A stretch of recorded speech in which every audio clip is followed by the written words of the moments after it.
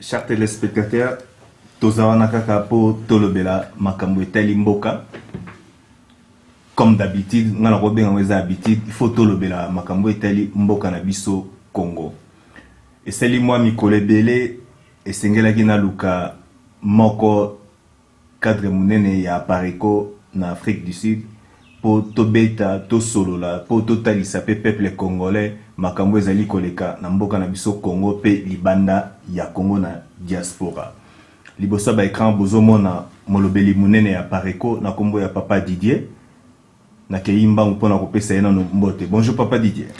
Bonjour Moufpadi Sango Jado Kabouya. Bonne santé. Tout ça malamu, tout ça se protéger peu bien. Yumo yebi ma pandémie ou ya corona ezali pour se dire sérieux et le quoi ezali. Ngala le moli masque parce que toujours respecter distance ou ils a recommandé. Ndé natina to solo na rayo. Mais on essaye par la mesure du possible ainsi que par la grâce de Dieu tout y se protéger comme il se doit. Et voilà na rosenga pe na bandeko surtout tous en kati ya diaspora tout y ba pena ko mi batela. To ya kité que poto bandotika bandeko na biso na ba cimetière ya awa mais to mi batela poto yebi pourquoi toza awa. To négliger et loko yo ba kondi ya bamboka auto fandi d'une manière sérieuse ba zolo bela ba makambo parce que ba soka makambo avec tout le sérieux. Tout l'andela yango pour tout continuer pour l'hôpital son pas na biso na bokasi bonso ba kolongo bonzoto. Merci mingi. OK, merci beaucoup poto ke nango po actualité et sengi tolobela toujours makambo etali mboka na biso na monyoza na santé malamu. Motuna nanga liboso ezali makambo etikoleka nano un parlement. Le président Félix Tshisekedi a une majorité dans le Parlement. C'est l'identification à une majorité dans le Parlement. Oui, c'est bien. Après qu'on analyse ça concernant la majorité de Félix Tshisekedi pour la majorité, même quand on a bateau, qui na régime du président Kabila. Malobomboka. Merci na mutuna yo parce que bilo mususu photo e tozana moi caractéristique na biso moko surtout biso ba congolais ou peut-être que na rolo que le ridicule ne tue pas parce que les loba o bazo kumisa soki soi-disant majorité wana bazui ezalaka bango ba loba o wana ezaki majorité mécanique nommé boui kaka bakezo kaka ko bena majorité ka wana au moins ce qui me cœur un tout petit peu ezalaka ya kotala. Et le Kobaganga à chaque fois qu'ils ont fait 37 ans dans l'opposition, et je ne sais pas dans ces 37 ans-là s'il y avait le temps où il y a formé un vrai cadre, où il y a simba bendele, il y a diriger Mboka correctement lobby. Et comme on a que lelo na makambo toujours traversé au péto au monde na misu que Nyoso babandai ko pakola biso ga ba mafuta mais heureusement il y a de ceux-là ba auto comprenant avant to yeba ke kuna eloko malunga ezala ngoti parce que batona bo décrier bango lobby les lobo ba komi batomala c'est quel mécanisme bazala qui exorcisé bazala qui converti nani je ne sais pas mais il est vrai que majorité au bozo lobela faut que la majorité en bozuni parce que ce parti-là de 37 ans d'opposition qui parlait de bonnes valeurs, de valeurs rationnelles au Yumbo Kafale Zararango, de par des changements de mentalité, parce que ça créneau, il y a ni on a bien que tu yebi que ça principe il y a des économies de développement, ce que vous avez yebi que principe de l'économie de développement, il y a un changement de mentalité au bas pour Nagamakas. Il y a un pays, il dépêche de qu'on prenne biso. Mais il dépêche et se laisser aller dans Makamomatali corruption, bah corrompre, bah soi-disant, bah politicien nommé au député nommé voilà, pour te battre comme l'élo majorité à côté na bango. Il y a des montants qui ont circulé, des montants qu'on entendait parler. Il y avait des 7 000 dollars, 15 000 dollars. Pour te battre sur bango, na ba Jeep va promettre bango. Alors, valeur ni nyango tozo pesa. Na mboka na biso, surtout na population, na génération montante. Parce que toloba ki mini. Bolongoli kaka ba député ko kaka o wana bofingaki. Balongola ki Jean-Marc Kabund. Soi-disant vice-président de l'Assemblée nationale. Il a été accusé de l'incompétence, d'immaturité et bon nombre dont je ne voudrais pas continuer de citer. Après, kaka yé wana le même député balongola qui yé pona ba feo ba kizaki yé, kaka le même député bazongisi obe kaka yé. Siko selon ngai na yo na bandeko bazolanda biso, sentiment de jugement mis à part, est-ce que tokoki ko apporter pena grain de sérieux, de confiance na bato bongo, tokoki ko accorder bango confiance.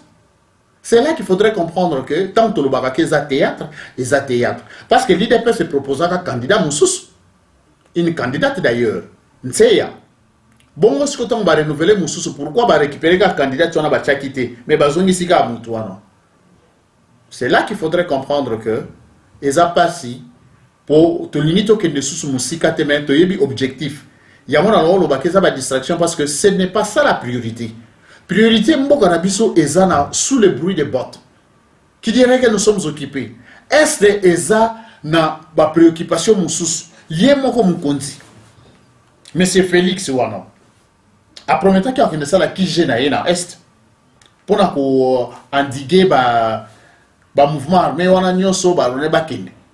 Mais est-ce qu'il y a ça là yango? Parce que nous savons que le monsieur qui est en place là, c'est un distributeur de promesses d'une manière automatique. Et il n'aime pas, et il a horreur d'ailleurs. Il y a pour réaliser ma promesse. Mais bien, ne nous tenez pas rigueur parce que nous devons parler pour ce que Mboka o wana ya Congo. Kokonanga, barrière Kokonanga, ba pesaka ndamba mabeli. Yamona, j'ai le droit de parler de cela. Et ça, c'est que tu peux ça, moutou, moko boui famille, moko boui bazala wana. Non. Quand on parle de ça, et l'ignore bateke ça, qui mouté ma mabi. Et ça mouté ma mabete parce que lorsque les gens de l'IDPS parlaient en mal contre le régime de Mobutu, en aucune fois nous avons entendu que Mobutu non. Laurent Désiré Kabila de même. Mais le lieu commence à lever du bango, au PC opinion na yo, où ils ont partagé na bango ti, au komi aîné, au komi monté mamabé. C'est ça la formation qu'ils ont eu pendant 37 ans. Et comme Singai. Il y a un moment où on a na suka ya mutuna na onengo lobby analyse nanga to ya biso to lobby to peto confirmer yango eza nango kaka distraction pour te bale ki sabala li sa peuple pongi na ndenge na oso lobake mpaso to za nango eza occupation mboka eza na maboko ya bapaya ndefo ko yeba ya mboka eza na maboko ya bapaya yango na bakotela ka biso ba distraction balongola ki liboso batela siko moni likamoko yi batela biso ba distraction belete bakotela ko tela biso ya pasteur mokuna bomona ki ba misapika wana chaki na nzoto bandeko bolimbisa na nzoto ya mami Chibola kaka la même misapi wana azo chango na mutu ya Félix Antoine po asala neti ya beniri papa totika kosakana ko totika na distraction mukuna afinga ki biso awa biso ba diaspora to mandai ko bunda pourtant bomona musali na nzambe mutakala na yebe bimi ezambala liboso te peuple congolais tous à la mémoire courte te mwana nepe ya mwasi awa na Johannesburg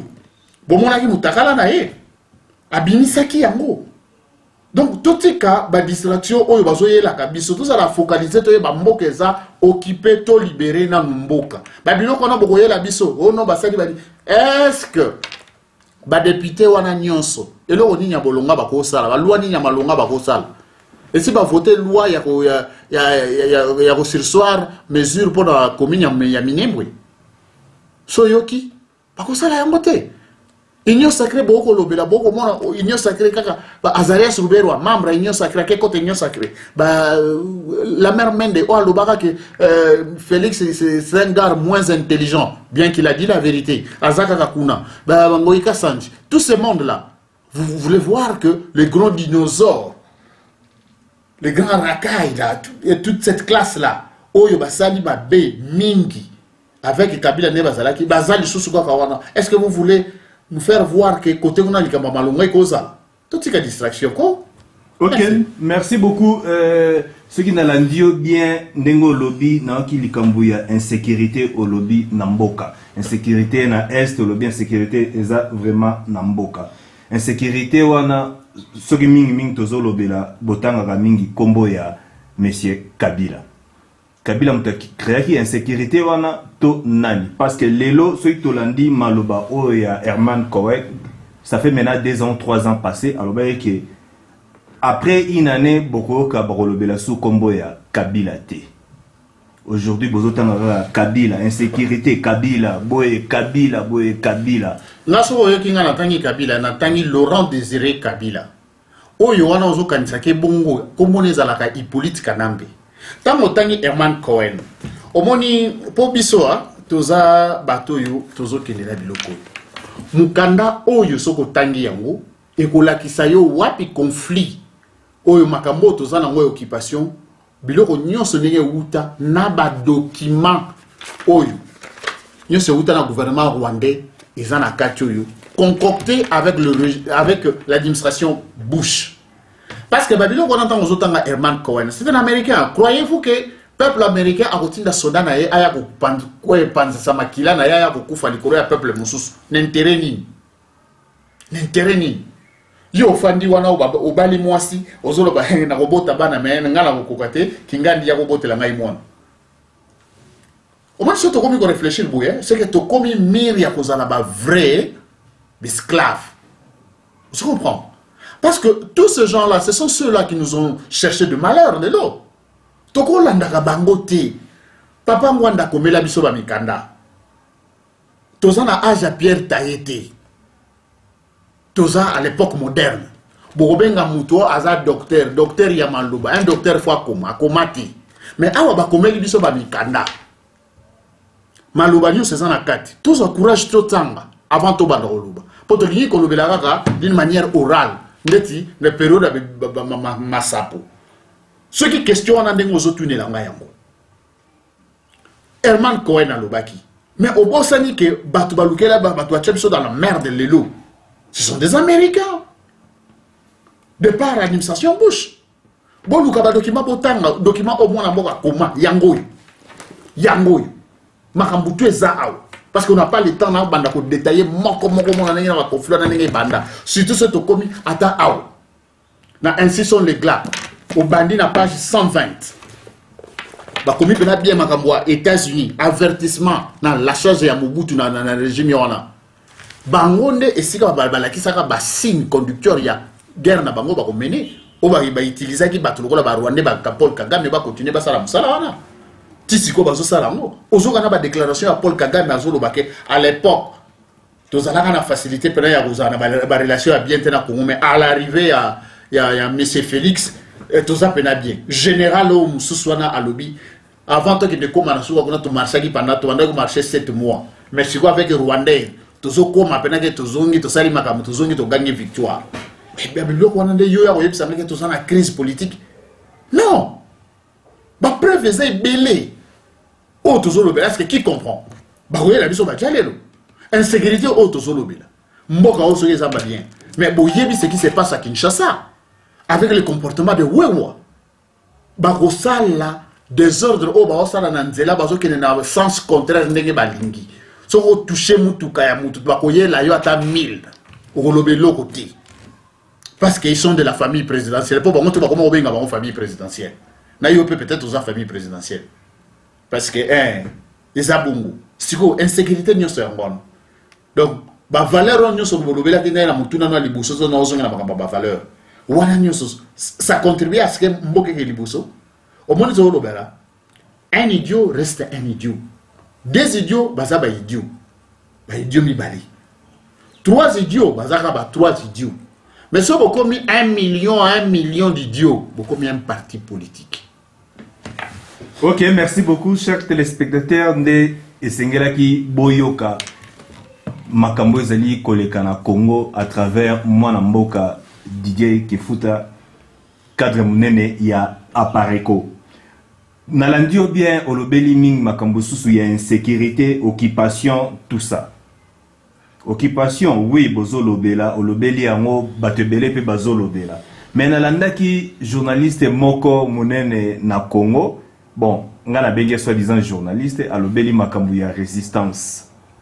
Résistance au bino bozali kosela la résistance ya occupation, résistance ya Félix président Nabino na Congo ya RD, to c'est la résistance ya ndenge nini parce que lobby FCC la Muka et puis na Apareco.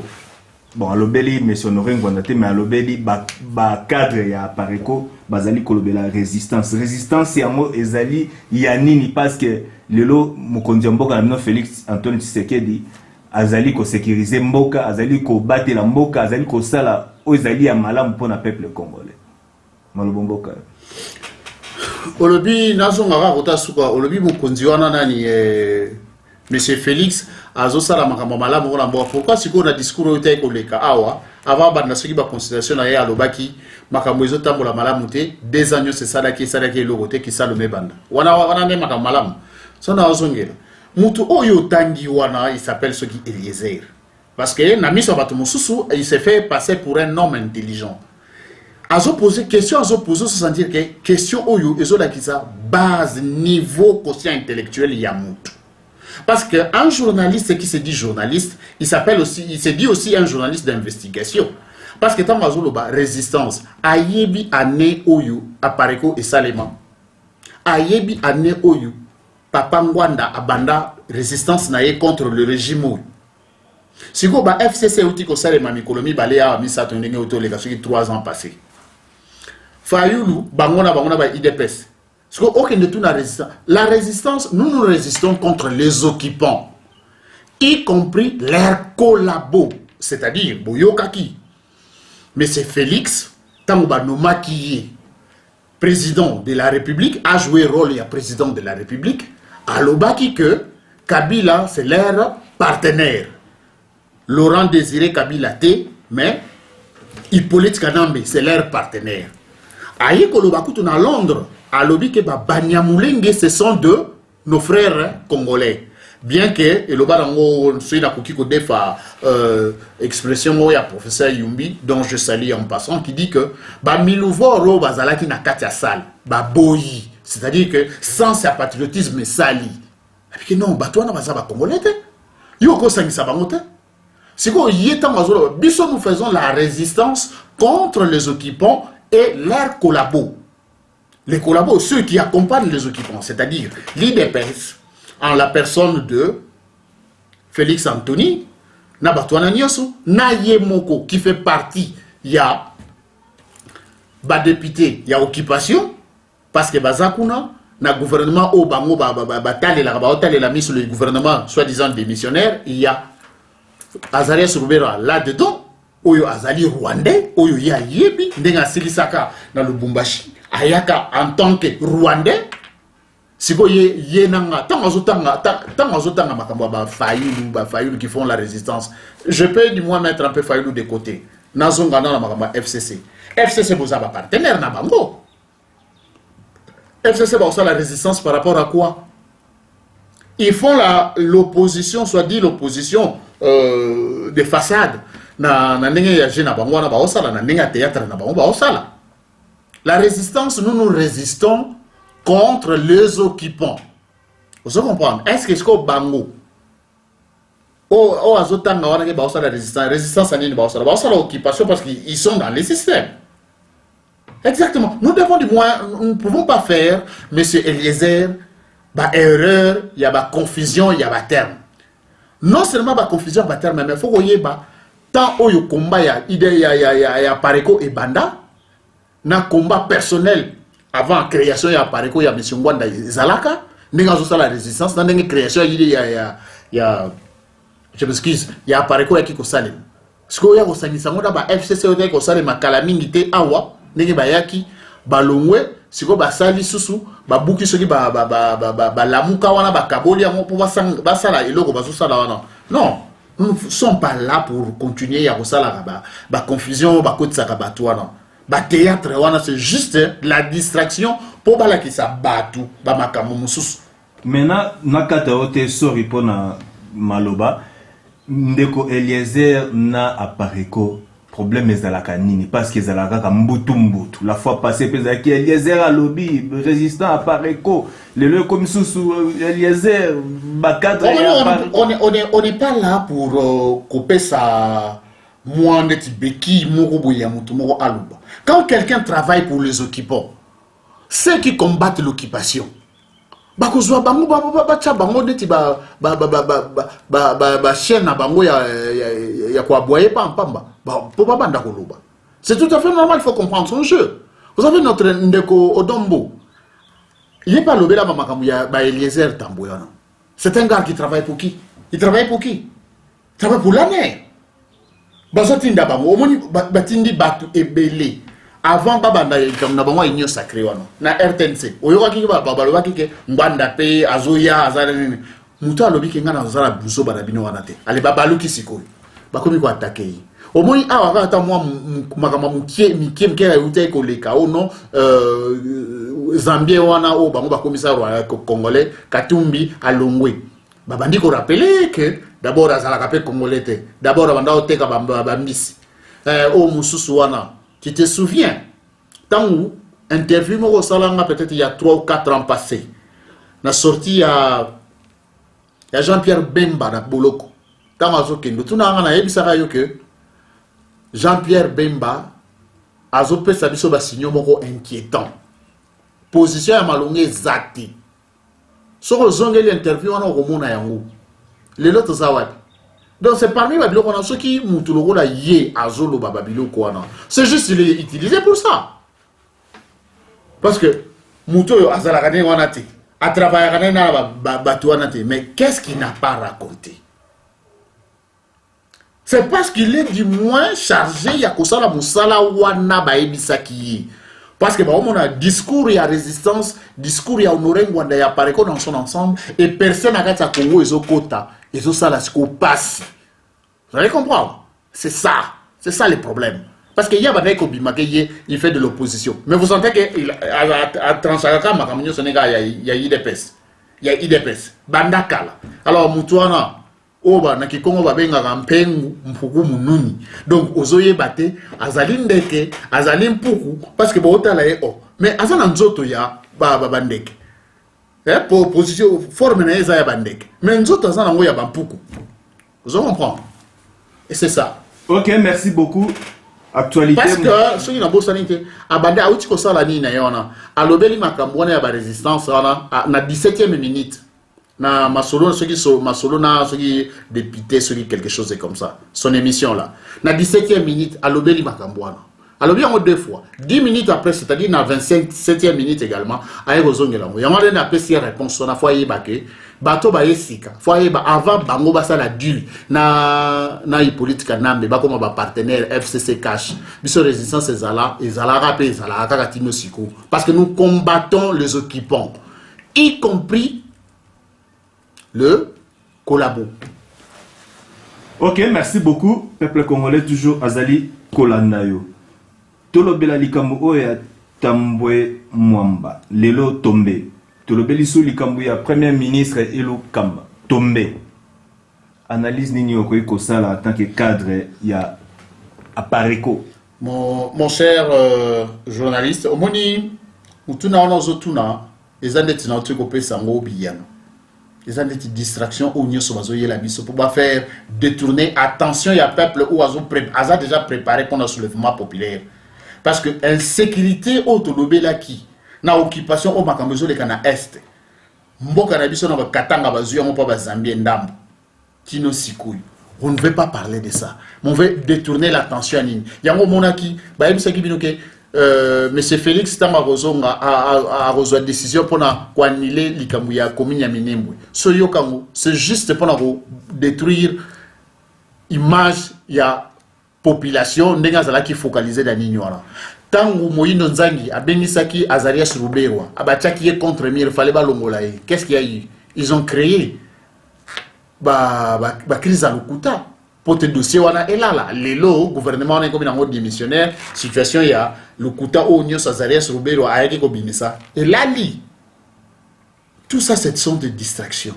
Tolobe la mamakabo no bolobe la sikoyo o est comme plus grave o bozoyo kake monsieur Félix a commis Sikoyo, président de l'Union africaine.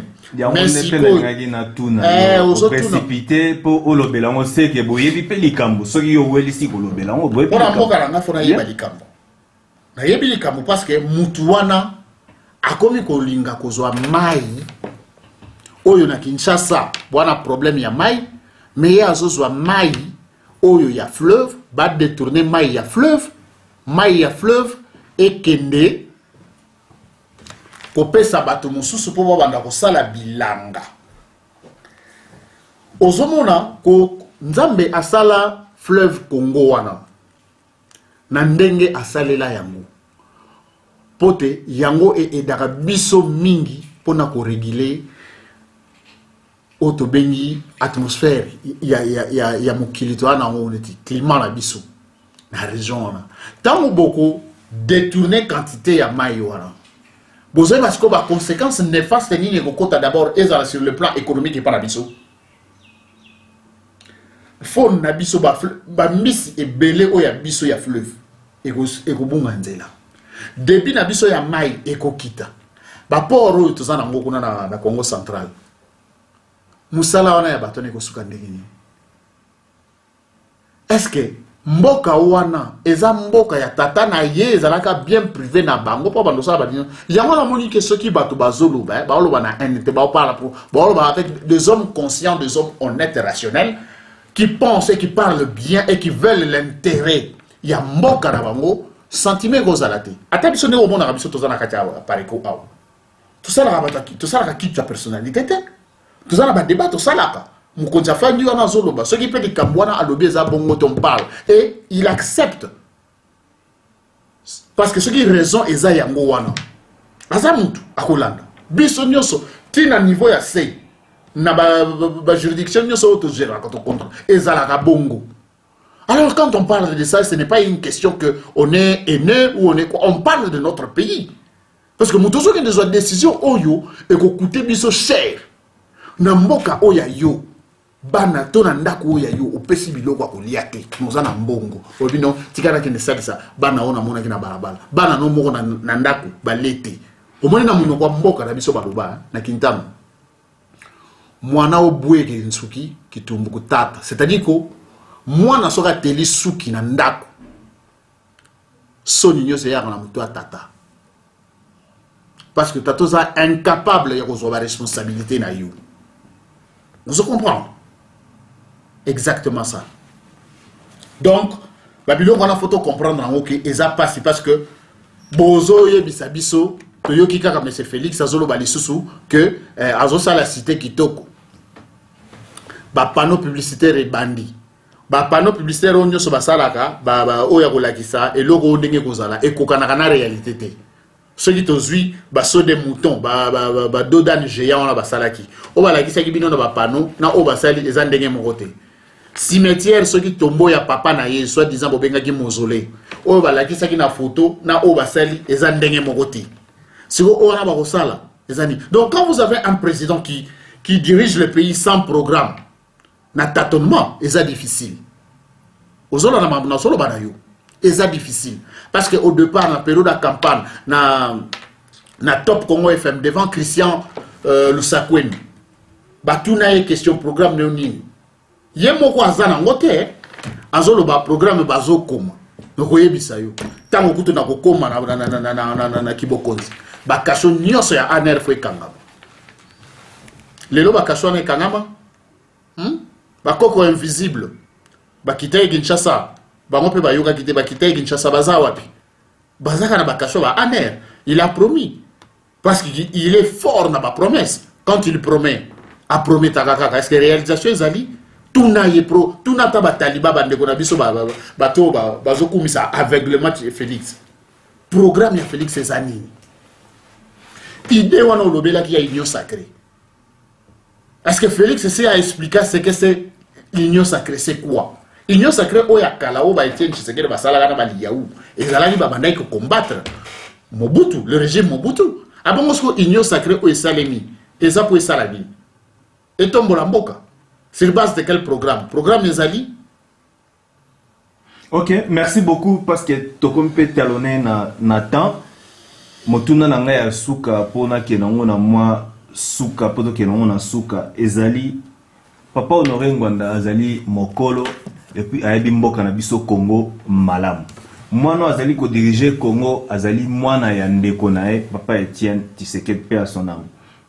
pourquoi pas koki kobenga yete ata na kuzu na bokutu na kobatama ke mwana yaka basolo la makambo etali mboka a aider a diriger a talisaye parce que koloba na ba vidéo kokanga na ba vidéo koloba mboka eza occupé boye na boye ezali ka kopesa solution te mwana na azali mwana muke pa na ye akoki koyoka soki abengi eke afanda na ye atalisaye mabe na malamu mais il y a zali kaka kolobela na ba vidéo koloba boye est-ce que et si à 8 ans ya ko benga ye po atalisa ye mabe na malamu malobomboka ndeko mopazi sango question oyo esalinga ndeti mwa mawa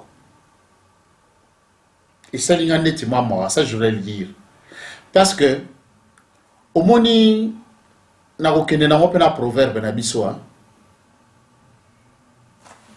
baloba boye bapekisaka mwana oyo azolinga akende kobina akende mabina ke oyo awuti kuna mosusu suse baye koloba na ko préférer kutuna loba ngo na kikona gintando poza la bien mbwa ikinu ina maki kaivunda donc mbwa o emimelela déjà maki yo ebiga conséquence ndenge ça ya mwana tribalisme non non ouais les valeurs culturelles c'est la valeur culturelle tribalisme té selon le proverbe ça tribalisme ya bakase ona ndeza té na on a lobby taliban non ko détourner attention en Haïti nazoloba parce que nazoloba kintan des valeur ya Congo Chilube eza valeur ya Congo Kiyombe valeur ya Congo Swahili eza valeur ya Congo eza ba langue na biso mais eloko ndeto lobela ka ono za kaneti népotisme to ki tribalisme lingi kaka pongai naza muntandu muta ko travailler pembeni nanga obe muntandu omoni se mutu mususa kozalati se mutu mususa critiquer bantandu fo chaina boloko omoni ndeko nanga kaka fois ça ata na kati baluba ngo kaka baluba ora ba préférer ba na premier rang pardon baluba ka oyo bandeko nanga yi wana ya ngondete ozo comprendre wana nde ya ngote parce que ba proverbe otolobela kaka proverbe ya bongo mais na olobela na ka o question lobeli proverbe oyo ezo concorder na oyo nga na yebi ya mungu wa mboka nanga o comprendre donc so na zongi ne lokwa na ke olobake papa ngwanda abenga yi combien de fois basulula même pas de voix interposée yumo yebi ba makambo ba na kolobela ono bino bosala kaka résistance na réseaux sociaux na YouTube banani bakoma makasi na YouTube omoni soki mutaza na vision de l'aigle amoni makamusika yo oyebi te ozo critiquer oya retomber lelo sikoyo réseaux sociaux tonda na banani o bazala ke ils n'ont pas d'idée basala ka débat d'idée basala kaka compétition ce n'est même pas un débat mais une compétition d'injures omoni neto solo la boy soko landi na commentaire o mona ka wana bazoya na argument bazoya na insulte or mon mutu lokolanga je défends l'image de mon père l'image de ma mère il y a éducation à soi na ba enseignant onyo so batangisa nga banda école primaire tino na université batangisa nga ko fingata na yena ba argument mais si ko batuwana o ba sali 37 ans d'opposition pas ça bon donc ce qui na cause on a question na yo combien de fois Yemoko Monsieur Félix atingi ba collaborateur na ye ayebi ba réponse nini ba pesai dernièrement ba oti kotinda mokolo wa mpombo na François Biya bakende Maroc oyebi ba ke mission na mongeza nini bakende na bakende convaincre roi ya Maroc pour ba expatrier corps ya Marshal Mobutu Zonga or eloko wana eza de kambu ya famille face à la famille ya Mobutu yabi balé pote baluka bayebisa roi a intercalé monsieur Ngwanda alobaka lisusu te siko soko zo bake na nenga lobaka na YouTube na nini yoga na gati siko qu'est-ce qui fait que batinda bato po Ngwanda alobate c'est que ezoko mawana ezo yokana pourquoi baye ko ça la ministre na bango affaires étrangères azalaki dernièrement awa d'Afrique du Sud o basali commission ya kozwa bato o ba banda ko s'occuper ba na rolandela ba résistant ba sala bango babe dans chaque ville, bah, pour 50 personnes, 50 personnes. Réunion, on a tous les éléments. Heureusement, aux Amboka, au droit et fandi. Makambuto ezali, moindre pépin kaka de se remonter. Donc c'est là qu'il faudrait comprendre que, de l'eau qu'on a tout bozoloba, on a déjà fait ça. Yoka nisa yoka kabisote. Mais il faut yeba d'abord nature ya mutu. Mutu so kaza coopérant. Ayebi pourquoi kendeki pona kopa, kendeki pona binoté. Mais il fera semblant. Pourquoi tout autour, il y a parti na bango wana, bao bazalaka peme na papa na bango. On les a tous écartés. Il y a un distributeur automatique qui a ma promesse. Ou a yebi ko sala ya ngote na poto tanga utaki ko kende alobaki ni andimite ka ko sala deuxième mandat parce que je suis copnaï mbongo nyo se komika ka ko kende ko tika ka la poto mwasi na ko kende ko tika ba obomba ngona ba paradis fiscaux bazo préparer makamu na bango. Pourquoi zo sala que soki ndeti ba otinda batu ba kende formation militaire majorité zo sala ka ba kasser. Qu'est-ce qui se prépare derrière? De l'autre côté, silence, il y a moi n'andeke wana na katanga. Vous savez que c'est un silence dangereux. Et vous savez que l'on a préparé. Na yebisa kabino na pareko to lubaka to komi na virage moko eza difficile. Mais sentiment zokeni. Omoni mboka oyo ay mukonzi mboka azokende ko inaugurer ba dodane géant. Yo fanda en Afrique du Sud awo. To monaka o to beni pena ba saut des moutons. Et ce monata à l'époque il y a Ramaphosa, à l'époque il y a Tabumbeki, ou voire même à l'époque actuelle avec Ramaphosa, ou à l'époque il y a Zoumato, Tabumbeki, Babi Mawa qui ne inauguré Nzela. Est-ce qu'il y a un mouton à cause de la wana pour déplacement, il y a chef de l'État, il y a un bon bébé. Alors pourquoi continuer à faire des dépenses inutiles? Pourquoi ne pas lancer une communication facile car soit un bourgmestre à Kosalayango, ou soit un ministre à Kosalayango juste par ordonnance présidentielle ou bien une décision d'un gouverneur. Avec voir Nzela tel les a déjà ouvert parce que beaucoup de gens il y a la métropolis, autobéni la police de roulage. Bon, on est qui par Nzela. Général n'a pas bien le commandant de la police de roulage. À Kolobake maintenant, route numéro tel, et ça opérationnel, c'est tout que d'organiser des cérémonies.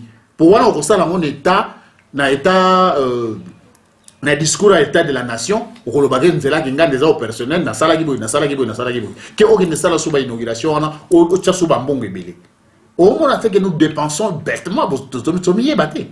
Wana nyo soso to lobine to koyi mabe makabo ya makasi o eza ba dernière révélation o mukonza utai kosala avec ba réseau rwandais o basali ke bango ba komo bata mabache bato mususu na liboso ba James Ndambo wana nyo so bache baso sali na biso ba makabo ba frontière na biso surveillance à frontière na biso e komi na bato mususu ba étranger sécurité nini o toujours biso to tikali na eloko ya sécurité yango bo mona mboka eza na difficulté. Ok, merci beaucoup Tozaki Talonné Nathan. Merci beaucoup Nathan Oyo Pessinga Motuna ya suka yango poto clôturer et bon ngaka na tuna yango malgré tout lobela ki yango likambu ya Union africaine Oyo Félix Tshisekedi comme président. Je pense que akomema un plus na Afrique si je me trompe pas. Malbombo kay. Akomema un plus na Afrique, je serais très content et très joyeux. Il y a un plus à Komema, au coup de Yemo depuis à Komagi de Sika, on a beaucoup de Congo, on a 2 ans à Pamba, le biazo Kokate à Kokite. Si vous inaneka à Kosala Kuna. Parce que, n'a pas soit exemple encore. À ça, le programme, il y a 100 jours, à l'Obake aussi là, dans 3 mois. 100 jours, hein. À aussi, bah, au bureau, on a aussi là dans 3 mois, mais ils 2 ans. Vous comprenez? Si vous avez un mandat, il y a un mandat, il y a une année. Parce que, après Mobutu, tant Mobutu Azalaka, président de l'Union africaine en 1974, il y a un comme la tour à Congo, et ça dit que M. Félix Moutazawana, Moutazo joué rôle ya président. Si vous avez sa promesse, déjà promesse à Liboso, Maï ya Congo, par dévier yango, et go kende kuna. Vous avez des conséquences sur le plan écologique au Mboka Nabiso Zokota, avec Félix, qui est censé comprendre Bamakambo. pour afanda ki na mboka moko développer na mboka moko na Europe amoni ndenge ba dirigeant européen ba omemela makambo yango zomona esala kanga pasi ya komona bato biso tozana ba diaspora boyi tozomona makambo ndenge ba gouvernement o tozana ko to tchaka diso tozotala omona mutazo loba ono bo pesa yena no chance biso na ba mboko tozali makambo wana ezalaka discours wana ezalaka ba pesi yo ba olandela programme no osali faut ezala na ba phase opesi programme na nga ina nimbo na phase ya liboso ya ngoyi phase ya liboso tozomona eloko te ozoloba na moto bo pesa ye chance est-ce que tozo comprendre biso to komi na niveau où que nous sommes bons pour l'esclavage. En tout cas, c'est difficile pour moi-même quand j'affirme ça, mais nous sommes bons pour l'esclavage parce que tous comprendre. Tant que vous avez un plus, 1 plus, c'est quel domaine à même? C'est quel domaine? Je ne vois pas. En tout cas, là, je suis désolé, je ne vois rien. Parce que tozo kende kuna neti marché ya libre-échange. Bato muso babandoya pour utiliser population nous sommes plus de 100 millions. Par bandoya koteka en retour to bandoteka nini. Ba ligne nyonso ezalaka ba contrat na biso ba ligne aérienne nyonso. Et comment ko musali mana bamboka mususu. Ba vient exacte mais bozozo ba mbongo bozokeni. Un gouvernement so ba avion caché. Pourquoi bosala ka ba biloko na to komata na ba biloko na to sala. La frontière n'a pas contrôlée par bateau mususu. Constitution n'a pas zolobake. Le Congo est capable, a droit à céder partie à ma belé n'a pas bateau mususu. Si vous libre échange wana ya onde yoki ndekuna bamboka mususu pe yoki. Constitution ya Rwanda. Ils ont à disposition moko boyeloba après référendum population ils ont à droit à la référendum poté esenga ba kende bazwa mabele ya mboka mususu ba kotisa ngopa na bango. Faites des recherches et vous allez comprendre. Alors, il y a un zoyoka, Moutouroko Kagame Azolobake, depuis que Félix est là, la relation avec Bango est bien. Donc, par rapport au coup de Zalaki, na mwanandeke, Zalaki Bongoti. Bino, bandeko na biso ya IDPS. Bobeteli bourreau na biso maboko, na kati ya Kinshasa.